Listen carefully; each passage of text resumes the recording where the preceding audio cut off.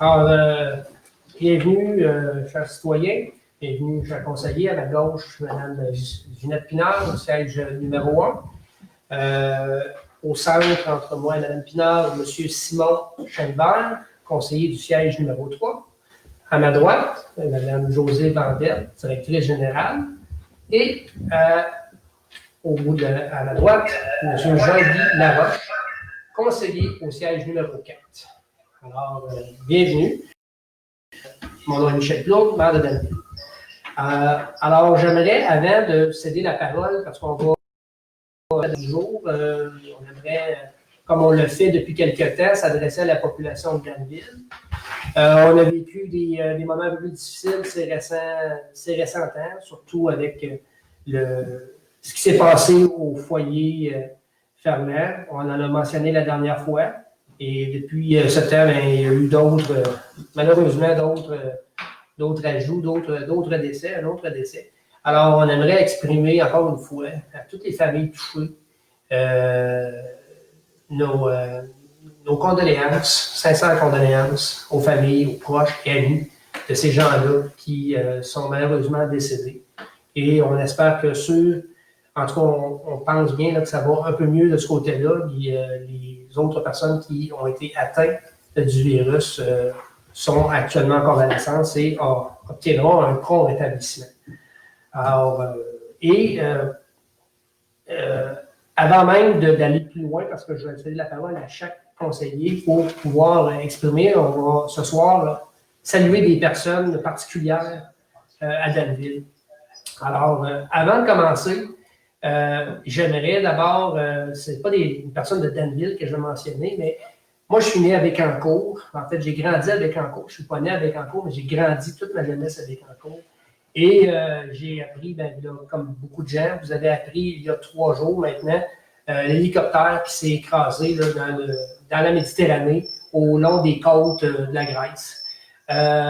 Donc, un hélicoptère, c'est un jeune capitaine de l'armée, Maxime Miron-Morin, qui est âgé seulement de 29 ans et qui est natif de Bécancour. Alors, j'aimerais d'abord exprimer mes condoléances aux familles éprouvées du capitaine Morin, mais également à toute la population de Bécancour, dont j'en connais plusieurs. Donc, j'en profite là, pour saluer les gens de Bécancour et particulièrement le maire Jean-Guy Dubois. Je sais que les gens là-bas sont éprouvés et donc, on aimerait saluer ce héros local-là. D'ailleurs, 5 autres décès là, de l'armée canadienne. Et puis, donc, salutations aux troupes et les militaires. Maintenant, ceci étant dit, j'aimerais également, parmi les personnes qui ont eu un décès cette semaine, et c'est une personne qui a été longtemps impliquée, engagée au sein de la communauté, dont ici, au conseil de ville. Ici, c'était l'ancienne hôtel de ville de la municipalité de Shipton. Souvent, on a tendance à l'oublier, mais c'était la municipalité de Shipton qui siégeait ici. Ça a été construit en 1987. Et lors du conseil de 1987, d'ailleurs, on a une mosaïque ici à ma gauche, dans le conseil de 1985-89 qui ont inauguré cet édifice. On avait, parmi les conseillers municipaux, M. Marcel Grenier était le maire, et parmi ces conseillers municipaux-là, on retrouvait M. Lionel Plourde, qu'on voit à votre gauche, là, à l'écran, à votre gauche de M. Grenier. À côté de 1985, vous avez la photo de M. Lionel Plourde. M. Lionel Plourde est malheureusement décédé cette semaine. Je crois qu'il était âgé là, de 82 ans, 83 ans. Je m'excuserai de ne pas avoir l'âge exact. De toute façon, ce qu'on veut exprimer, c'est que M. Plourde a été, pendant quelques années, au sein du conseil municipal, a été grand chevalier du conseil 33-22 des Chevaliers de Colomb au début des années 80. Il a également été dans les années, je me souviens, dans les années 2005, 2006, 2007, moi j'ai eu le plaisir de siéger avec M. Plourde comme membre du conseil d'administration de la corporation de l'État Burbank. Alors, M. Plourde, vous voyez, a été engagé pas juste dans la fleur de l'âge, mais même encore il y a quelques années, il y a une dizaine d'années, M. Plourde est encore actif. Alors, j'aimerais saluer son épouse et puis lui exprimer, au nom du conseil municipal et de la ville de Danville, nos plus sincères condoléances, ainsi qu'à toute la famille et aux amis. Et je dirais ceci à celui que j'aimais appeler mon oncle de temps en temps, parce qu'on s'appelait comme ça, mon oncle et neveu, même si on n'avait pas de lien de parenté. Monsieur Lionel Plourde, salutations. D'où vous êtes. Alors, maintenant, je vais céder la parole aux différents conseillers qui avaient peut-être des gens là, à saluer de la communauté. C'est malheureux d'en nommer seulement un. Je sais qu'il y a beaucoup de personnes au fond présentement. Si je peux juste en nommer un pour l'exercice, j'aimerais remercier l'implication de M. Claude Edison pour son bénévolat. Je sais que M. Edison est impliqué dans la communauté depuis plusieurs années. Un gros merci, M. Edison, pour votre implication. Alors, sinon, féliciter M. Claude Edison pour son bénévolat dans la communauté.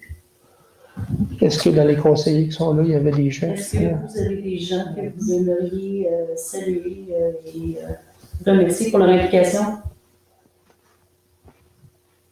Monsieur Diane, non? OK. Daniel, si tu veux y aller, je vais traduire. Oui.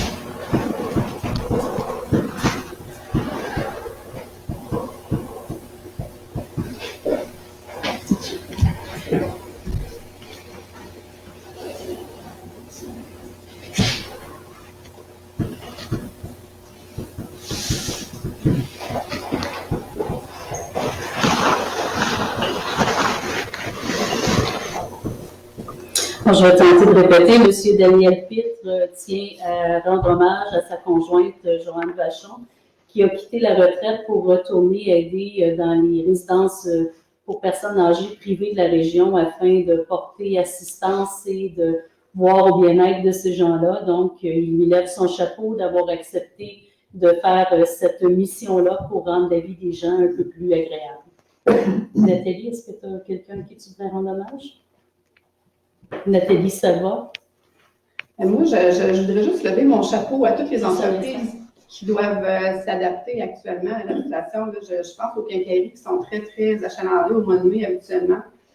Et j'ai moi-même vécu l'expérience en fin de semaine. Les gens se présentent là et la personne qui te conseille doit te conseiller à 2 mètres et t'expliquer comment fonctionne un bidule à 2 mètres de distance. C'est quand même très intéressant. Donc, je leur lève mon chapeau pour tous les efforts qu'ils font et comment ils font pour s'adapter à cette situation-là et gérer ça pour le mieux.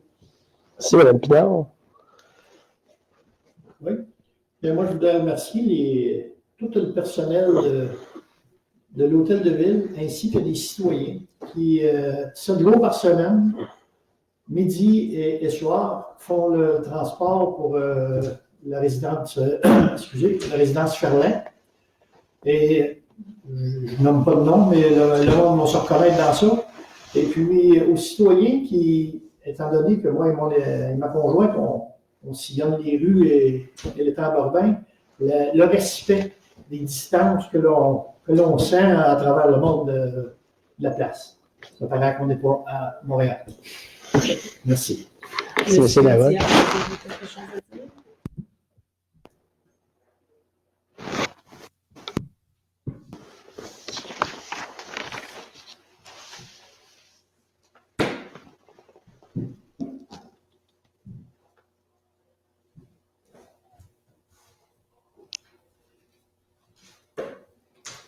Alors, M. Diane tient à porter l'attention des gens là, qui lèvent son chapeau à tous les gens qui s'impliquent tant bénévolement ou qui sortent de leur retraite ou qui œuvrent dans le milieu de la santé à s'assurer que la période de pandémie soit plus facile pour tout le monde.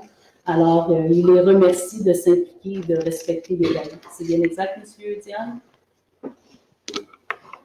Alors, c'est bien ce que M. Diane voulait.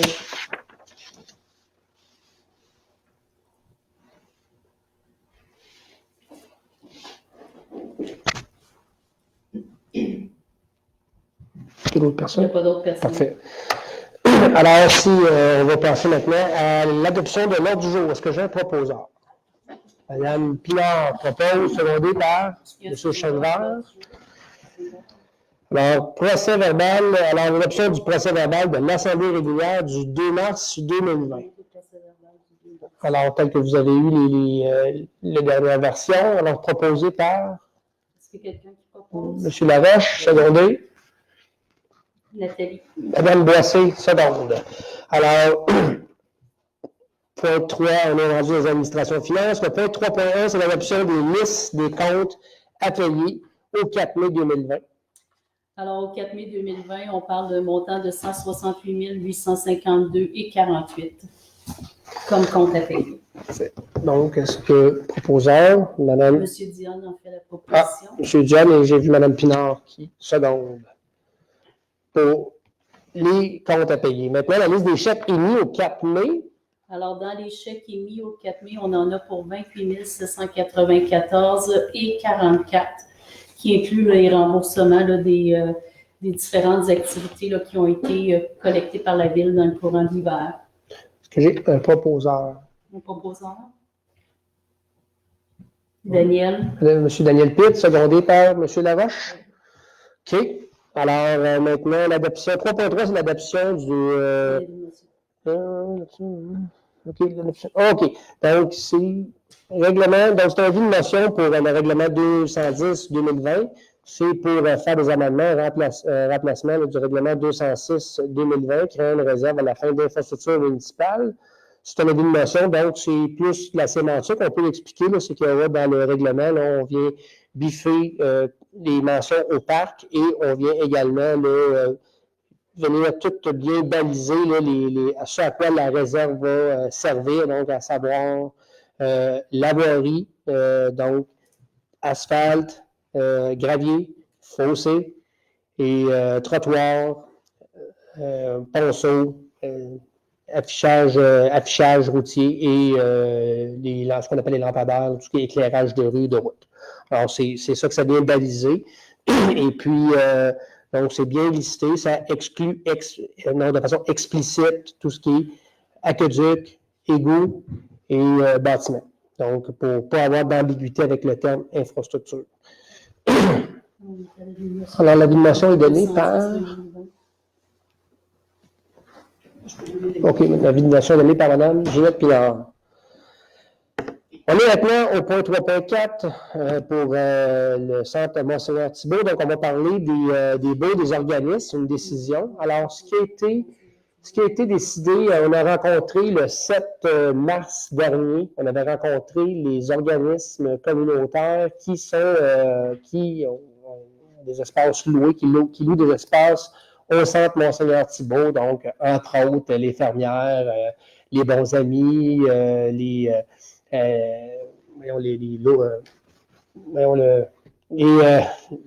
adolescents, j'ai un blanc de mémoire, je m'excuse. La maison des jeunes, merci. La maison des jeunes, dis-je. Alors, et d'autres organismes, dans des histoires société, le Carnaval des glaces, etc. Alors, on a rencontré le 7 mars dernier les organismes pour, entre autres, leur parler pas juste des baux, on leur parlait aussi là, des réaménagements et les projets projetés à la ville de Danville. Et on en a profité pour parler des baux des organismes. Donc, on avait mis une espèce de réforme qui venait, dans certains cas, majorer, dans certains cas, diminuer le taux, dépendamment, là, avec des critères établis, bien établis. Maintenant, suite aux récents événements, on a décidé de réajuster le tir. Vous comprendrez que certains organismes actuellement ne peuvent pas se financer, ne peuvent pas se réunir, donc ne peuvent pas faire de regroupement, ne peuvent pas se financer. Alors, comme résultat, que nous avons décidé de maintenir les taux en vigueur là, qui étaient dans le budget, là, qui étaient projetés pour cette année, pour l'année 2020. Évidemment, c'est toujours dans la mire du Conseil de remettre ça sur pied, de l'appliquer en 2021. On n'a pas une boule de cristal, donc on ne sait pas comment la situation va être à l'automne 2020, mais pour l'instant, c'est la décision qui est sur la table, qui a été discutée au Conseil. Est-ce que j'ai un proposeur? M. Chenevert, Nathalie, en propos. fait, Ah, aussi. Mme Boissé et secondé par M. Chenevert. Tout le monde est d'accord? Oui, c'est M. Chenevert. Alors, on a maintenant en administration la section 4, donc point 4.1, site d'enfouissement sanitaire d'asbestos état financier 2019. Alors, tout simplement pour votre information, on a déposé les états financiers. Juste pour les gens, là, c'est que vous avez le lieu d'enfouissement technique, vous avez le lieu d'enfouissement sanitaire, là, donc c'est les passifs. C'est les passifs environnementaux, ça n'opère plus évidemment, là, mais il y a des passifs là-dedans, et puis il y a toujours une réserve qui est gardée au cas où qui arrive quelque chose avec le passif là, environnemental. Là, donc c'est pour ça, c'est ça le but. Alors, c'était pour information. 4.2, les camps de jour, alias l'OTJ ou alias SAE, Service d'activité estivale. Donc, c'est les points pour information, Mme la directrice. Alors, simplement pour indiquer que pour l'instant, nous préparons toujours les camps de jour. Dès qu'on aura le go du gouvernement du Québec, on procédera à la période d'inscription. Et à ce moment-là, les gens pourront réserver, là, mais pour l'instant, on n'a pas l'autorisation de procéder aux inscriptions. Donc, soyez patients, mais il y a toujours un projet de camp de jour en route pour Danville. Merci beaucoup. Alors, c'était pour information. C'est la section 5, administration ressources humaines, donc le point 5.1, coordonnateur aux travaux publics, c'est la description de tâches, donc c'est l'acceptation. On n'en fera pas la lecture, ça pourrait peut-être être mis en annexe, c'est toujours public, tout est public ici, donc vous pouvez en demander copie. En gros, ça vient baliser les tâches de notre coordonnateur, donc préciser certaines tâches. Dans toute organisation, vous savez, maintenant, il faut s'adapter au fil du temps, avec l'évolution des postes ou l'évolution des situations. Donc, c'est un peu ce que la Ville vient faire avec notre coordonnateur de travaux publics. Alors, est-ce que j'ai un proposeur? M. Laroche, secondé par? Secondaire. M. Pitt. M. Pitt, seconde. Alors, les questions des citoyens, je comprends qu'on a des difficultés. On s'excuse ce soir, on a des difficultés, je ne sais pas si on devrait dire Wi-Fi ou Wi-Fi, en tout cas, donc, en anglais Wi-Fi, en français Wi-Fi. Pour une rare fois, je vais dire que je préfère le mot anglais cette fois-ci, mais il me semble que ça sonne mieux Wi-Fi. Donc, on a des problèmes là, ce soir. Et donc, malheureusement, nous ne pourrons pas prendre les questions des citoyens. Ceci dit, vous ne gênez pas, vous pouvez toujours, entre les conseils, vous pouvez parler à vos élus municipaux. Vous pouvez parler également à la direction générale puis à la ville, adresser des questions sur les médias sociaux, que ce soit Facebook ou Internet. Donc, c'est une précision, M. le maire, le canal officiel de la Ville de Danville et le Facebook de la Ville de Danville, et non pas Danville en action ou d'autres médias sociaux. On répond que sur la Ville de Danville. Effectivement, des fois, vous pouvez avoir un conseiller ou un maire, ça m'arrive quelquefois, vous pouvez avoir des réponses, mais dites-vous toujours que lorsque ça arrive, c'est un bonus que vous avez parce que c'est pour une fois où vous avez une réponse, vous pouvez en avoir 16 fois où vous n'avez pas de réponse. Donc, et même si un conseiller, et même incluant le maire, vous donne une réponse là-dessus, ça ne donne jamais une réponse officielle. Alors,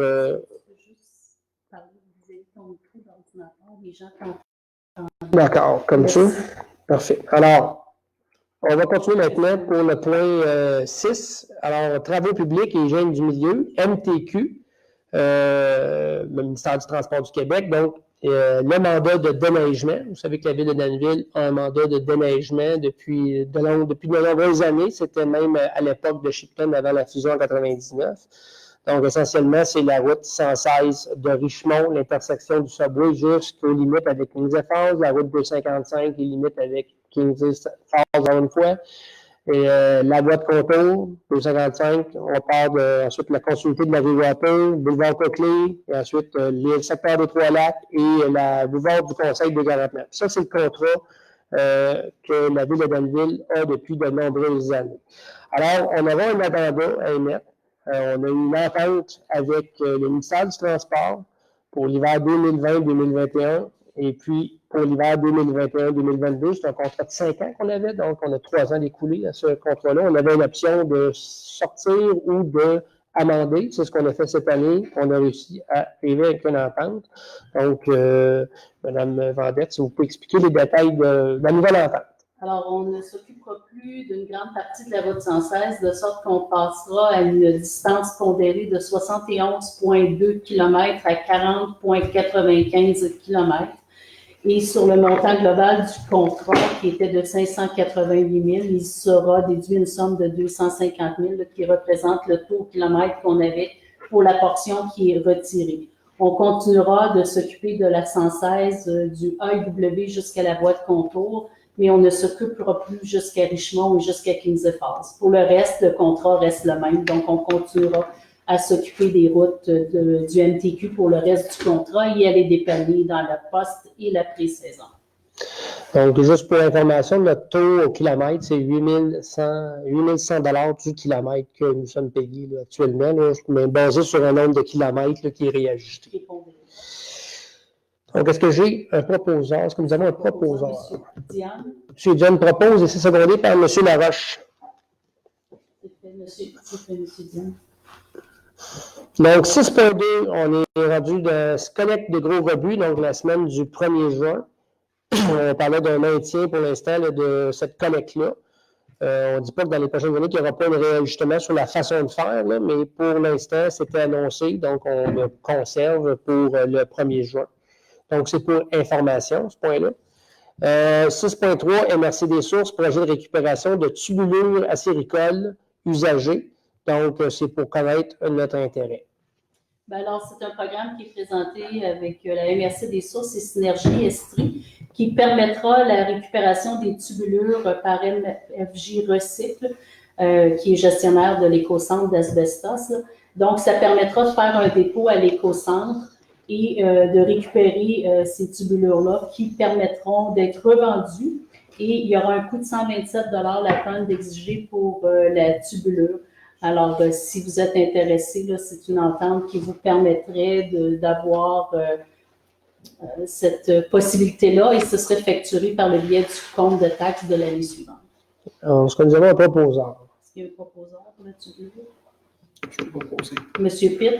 M. Pitt, secondé par M. Chenevert. Alors, juste pour vous dire, ça, c'est un projet que la MRC des sources a de concert avec la ville de Sherbrooke. Et puis, je pense qu'il y a certains MRC qui regrettent aujourd'hui de ne pas avoir été dans le train, comme on pourrait dire. Donc, ça permet à la ville, à la MRC des sources, d'avoir comme premier partenaire la ville de Sherbrooke. Donc, ces projets-là se font avec, ça donne des gros volumes. Et puis, c'est fort appréciable. Excellent travail de la MRC des sources là, qui a conclu ce projet-là.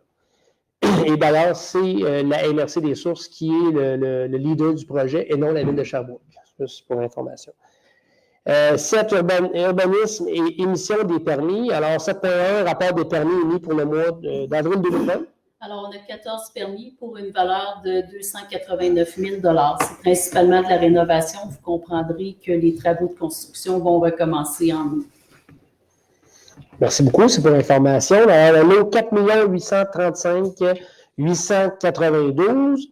Donc, c'est la CPTAQ, qui est la Commission de protection du territoire agricole du Québec. Donc, c'est un avis de conformité. Encore une fois, c'est pour information, mais peut-être expliquer parce qu'on a mis 4 835 892. Ça ne dit pas grand-chose aux gens. Alors, c'est la propriété de Mme Angela Mastein. Elle pourra construire une deuxième maison sur sa propriété. Alors, elle avait une autorisation pour ce faire en vertu de la CPTAQ.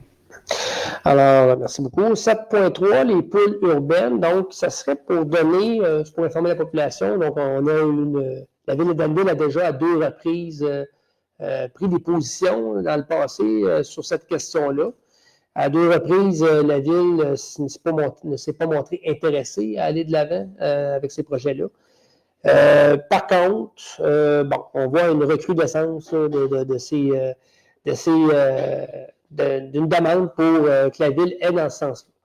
Alors, ce que le conseil de ville a pris comme décision, c'est de l'envoyer au CCU, qui est le comité consultatif urbaniste, qui est composé de 2 membres du conseil et de 3 citoyens, donc émis dans la population, au niveau civil, des résidents de Danville, évidemment. Et en plus, il y a une personne qui est non votante et qui est la secrétaire du comité, qui est l'urbaniste et la personne responsable de l'émission des permis, qui est Mme Anne-Sophie Lachance. Donc, ce sont 6 personnes dans ce dossier-là. À ça aussi, on a décidé, on a toujours ce qu'on appelle un siège ad hoc à la ville de Danville. Et étant donné qu'on parle de poules, on voulait des gens qui, on pourrait dire, qui savent, qui connaissent le tabac, comme on pourrait dire. Alors, on a toujours un siège ad hoc pour le comité agro-rural. La ville de Danville a un comité agro-rural qui est présidé par Mme Ginette Pinard à ma gauche et qui est composé d'agriculteurs et aussi de personnes œuvrant autour de l'agriculture. Mme Pinard, qui est la personne qui sera désignée par le comité pour... C'est Stéphane Roy qui était désigné pour participer et à défaut de lui de pouvoir participer, c'est Anita, je pense. Alors, ça vous va tout le monde? Vous êtes, de toute façon, on en avait déjà discuté. Est-ce que j'ai un proposeur? Mme Pinard propose, secondé par M. Chenevert, seconde.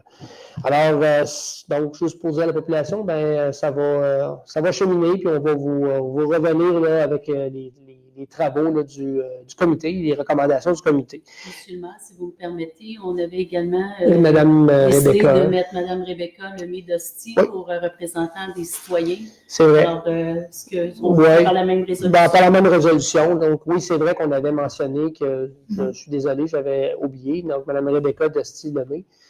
Ouais, Lemay-Dosti, qui sera aussi comme représentante là, parmi les personnes étant intéressées à avoir des poules en milieu urbain.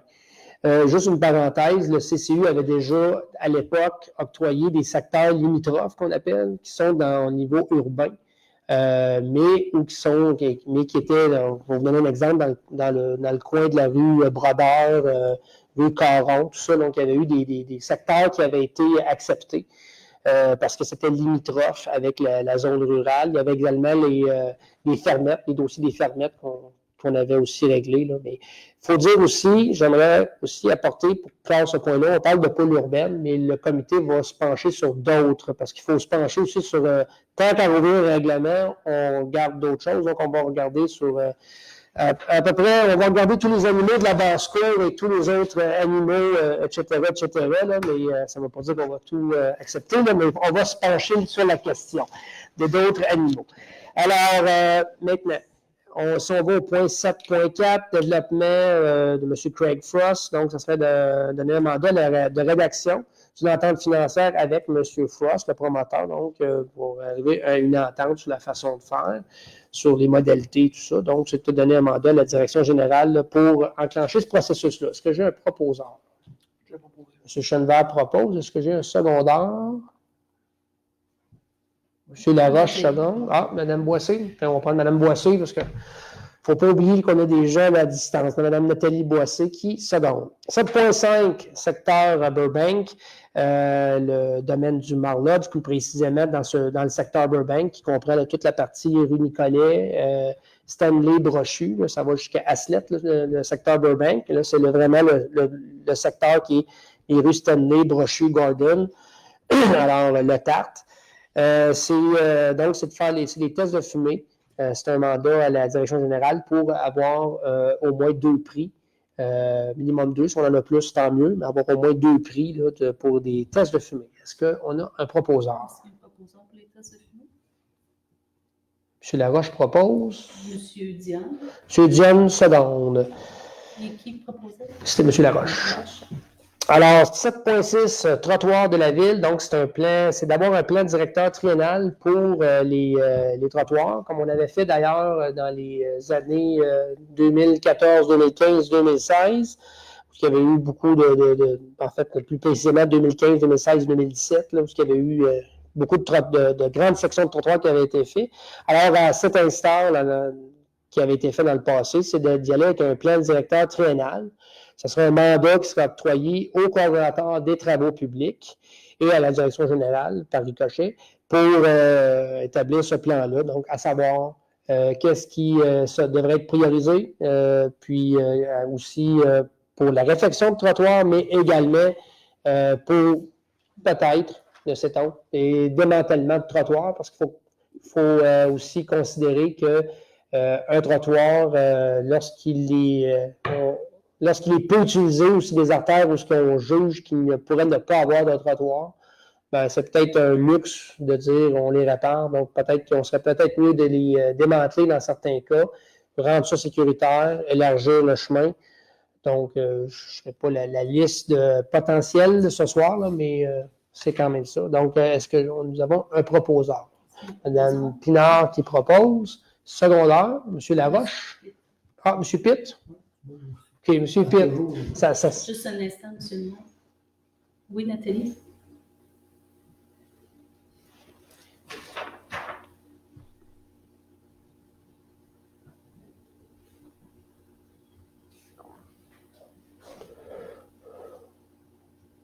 Oui, j'en prends bonne note. Alors, Mme Pitre indique, Mme Boissé dit que effectivement le MADA s'était déjà prononcé là-dessus, avait déjà fait une étude des trottoirs, elle aimerait qu'on y réfère. Oui, en fait, on va le considérer. Juste par contre, juste mentionner quand même que je suis d'accord avec Mme Boissé, qu'il faut le regarder, mais je vais quand même mettre le bémol que ça a quand même été discuté, on s'en souviendra, là, en 2015, 2016, peut-être 2016. On est maintenant en 2020, la situation a quand même évolué. Je pense que ça vaut la peine aussi de faire un examen approfondi, et comme on pourrait dire, un examen actualisé. Mais ceci dit, Mme Boissé, on en prend bonne note et puis on va s'assurer que les gens qui auront à nous produire le rapport auront les données en main. Est-ce que ça va pour Mme Boissé? Ça va, Nathalie? Oui. OK, parfait. Merci. Alors, 7.7, matière résiduelle, cueillette, contrat de cueillette, dis-je. Donc, c'est de donner un mandat de la direction générale pour préparer l'appel d'offres, parce que là, maintenant, on est échu depuis quelques mois. On a encore le service, là, pas de panique, là, on a encore le service là, de transport IRJO. Donc là, actuellement, là, avec le recyclage, il y a de gros changements. Donc, c'est une question d'obtenir un meilleur taux de ce côté-là. Alors, est-ce que j'ai un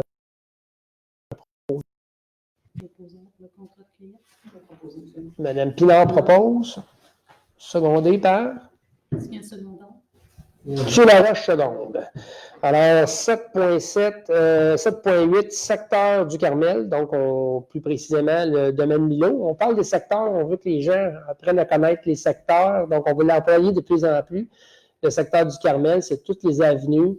Le domaine Milo, alias Wilfrid Lebeau et la rue Roy, que les citoyens un peu plus âgés appellent le boulevard Roy, pour une raison que j'ignore, la rue Hélène, et ça va jusqu'à la rue Safine, là, dans ce coin-là, près de l'intersection de la 116. Donc, ça, c'est le secteur du Carmel. Donc, là, on parle du domaine Milo, que je viens de vous parler, et des anciens terrains de Main-Sa-Vie, mais qui appartiennent maintenant à la ville depuis 2015 ou 2016. Alors, c'est la question des tests de fumée et le mandat de vérification là, à la directrice générale, savoir si ça prend des tests de fumée également dans ce coin-là. C'est vraiment relatif à la station. Oui, mais on ne discutera pas de ça ici. Alors, c'est juste de vérifier là, s'il y a des tests de fumée à reprendre là. Est-ce que j'ai un proposeur? Nathalie. Mme Boissé propose, secondé par M. Jean-Guy Laroche. Alors, 8, services incendie.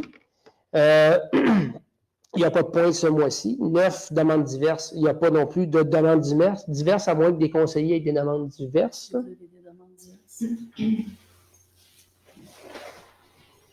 Non. Les questions de citoyens, donc on n'en aura pas ce mois-ci. Oui, il y en a une. Oui. On a-tu une demande? Oui. Ben, coudonc, on va la prendre. Si l'OTJ ouvre avec restriction du nombre de personnes pouvant l'utiliser, allez-vous prioriser les enfants de Penville? Bien, ce que je vais me permettre de répondre, c'est que c'est sûr que si on a des restrictions. Répète la question pour le monde. Ah, d'accord, excusez-moi. Alors, excusez-moi, j'avais quelqu'un, un régisseur qui me donnait la question, alors je vais répéter la question pour tout le monde. C'est qu'on veut savoir s'il y aura de l'OTJ cette année. Donc, on l'a répondu tout à l'heure là, pour dire que on attend les consignes du gouvernement là-dessus, à savoir s'il y en aura, s'il y en a, s'il n'y en aura pas, et avec quelle modalité. Et puis, si c'est le cas, s'il y a des modalités précises, ben, c'est bien évident que si on s'attend, de toute façon, ça ne veut pas dire que ça va l'être, mais on s'attend, ce qu'il y aura des restrictions dans le nombre, on s'y attend. Parce que si on veut avoir une destination sociale, alors à ce moment-là, évidemment, ça va aller de pair. Alors, je ne vais pas trop m'aventurer, mais c'est évident qu'on va d'abord prioriser, c'est l'OTJ de Danville, donc c'est sûr qu'on aura une priorité pour les gens de Danville. Si on a à mettre des priorités, c'est comme certain que ça va être un des critères. Et j'espère que je... Allez-y, quand vous avez terminé. Ouais. Alors, oui, il y a une Oui, question. Nathalie.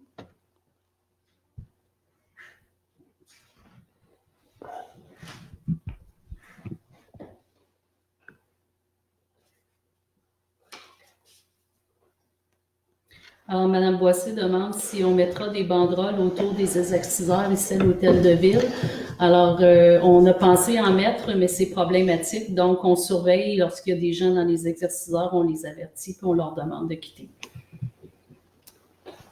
Donc, ce serait... Est-ce qu'il y a une demande formelle sur la table de mettre des... Est-ce qu'il y a une demande formelle sur la table de mettre des banderoles? Est-ce que vous avez une demande formelle qu'on mette des banderoles?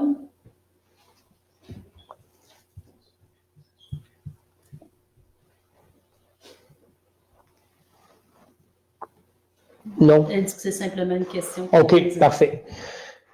Est-ce qu'il y a d'autres demandes? Est-ce qu'il y a d'autres demandes? Bon, s'il n'y en a pas, on va passer au point 10. Alors, correspondance. 10.1, bulletin du réseau des villages relais, avril 2020. Donc, on en prendrait connaissance.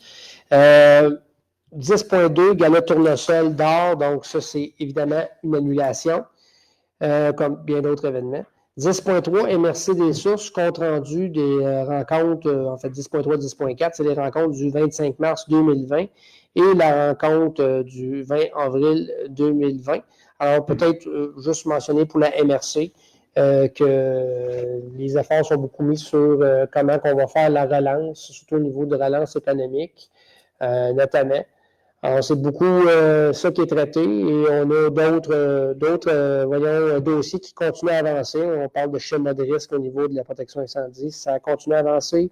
On parle de schéma d'aménagement duquel on découle là, pour nos plans d'urbanisme. Alors, ça continue également là, d'être continué de reviser. Alors, il y a certains dossiers comme ça là, qui sont encore, comme on pourrait dire, là, en cours, là, vous avez vu tantôt là, les hauts niveaux là, de symbiose, là, au niveau, j'ai pas le vrai mot, là, mais on appelle toujours ça symbiose industrielle, là, mais ça porte un autre nom maintenant, là, mais au niveau du recyclage et tout ça. Donc, on continue là, à aller de l'avant là, dans les dossiers là-dedans. 11 rapports des membres du conseil. Donc, on a eu les dépôts de... Franchement, tout le monde a déposé. Et puis, je vois M. Laroche, mars et avril 2020. Mme Boissy, est-ce qu'elle a déposé mars et avril 2020? Mme Boissy, est-ce que vous avez déposé mars et avril 2020? Parfait. Donc, moi aussi, j'ai déposé mars et avril 2020. Vous ne l'avez peut-être pas vu, mais je l'ai envoyé à Mme la directrice générale. Donc, on a tous fait nos devoirs. Voilà, vraiment la dernière minute, mais au moins c'est fait. Donc, merci à tout le monde. Vous n'étiez pas seul, vous étiez plusieurs aujourd'hui. M. Chenevert, qui je dois lui donner une mention, là, si j'avais donné un prix, là, pas citron, mais un prix, voyons, orange, parce que citron, c'est moi qui me l'aurais, mais le prix orange va à M. Chenevert, qui est vraiment ponctuel à chaque mois là, pour remettre son rapport. Là. Donc, le prix orange à M. Chenevert. En 12 varia, il n'y a pas de points, à moins qu'il y ait des conseillers qui... Avez-vous des points au valeur?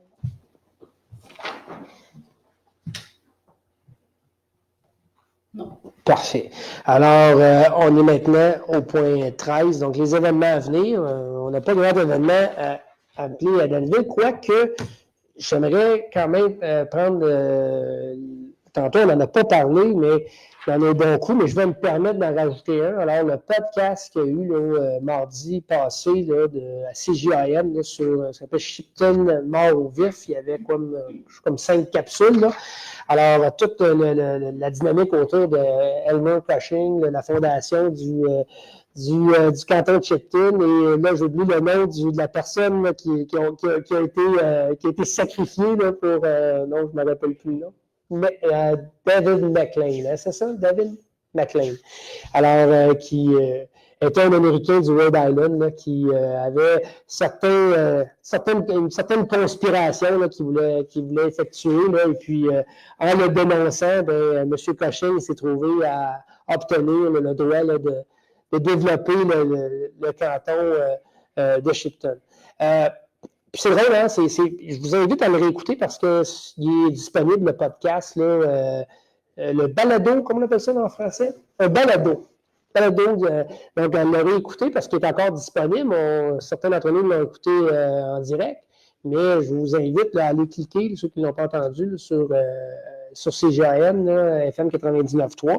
Il est disponible là. Puis je vous dis, là, vous êtes des friands d'histoire, là, vous allez faire pas mal comme moi j'ai fait, là, puis j'ai pitonné un paquet de noms, puis là, maintenant, si tu viens d'un nom à l'autre, et comme le politicien que je suis, aime toujours la politique, alors j'ai découvert que dans le canton de Shipton est le premier canton où il y a eu un élu provincial canadien-français.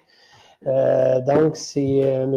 Decazes qui venait de France. Et puis, ça m'a fait penser à ça parce que on parlait là, du fait là, que David McLean, supposément, avait eu un mandat du gouvernement français pour prendre ce qui était la Nouvelle-France à l'époque. Tout ça. Donc, M. Cazès était venu dans cet esprit-là parce qu'il y avait eu était venu siéger. Là, puis, c'était un de ces...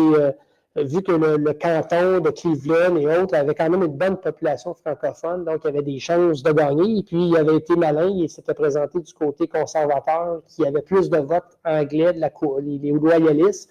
Alors, ça avait un peu comme changé la donne, il avait réussi à se faufiler, mais ça a été bien juste pour 2 ans. Après ça, le clivage francophone-anglophone est revenu. Donc, la bonne entente francophone et anglophone qu'on connaît beaucoup ici, les francophones étaient élus au provincial et les anglophones au fédéral. Ça a été longtemps la norme.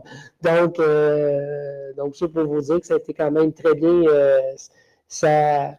D'un fait historique, comme on pourrait dire, gambader vers d'autres faits historiques. Ça a été très intéressant. Et puis, félicitations là, aux gens là, de FFV. Là, je vais essayer de nommer là, Richard Latendre. Il y a M. Léger et la conjointe de M. Latendre, qui est Laurie Azen-Poisson, qui ont fait là, à eux trois un travail. Et puis tous les gens, là, il y a des. Je pense que j'ai cru reconnaître la voix de M. Daniel Pitt parmi les comédiens. Là, et puis je pense que Mme Boissé aussi. Est-ce qu'elle était là, Mme Boissé? Donc, le conseil municipal y aura participé. Mais c'est vraiment là, fantastique. Beaucoup de gens de la communauté anglophone qui ont prêté aussi leur voix là, pour donner une couleur là, à ce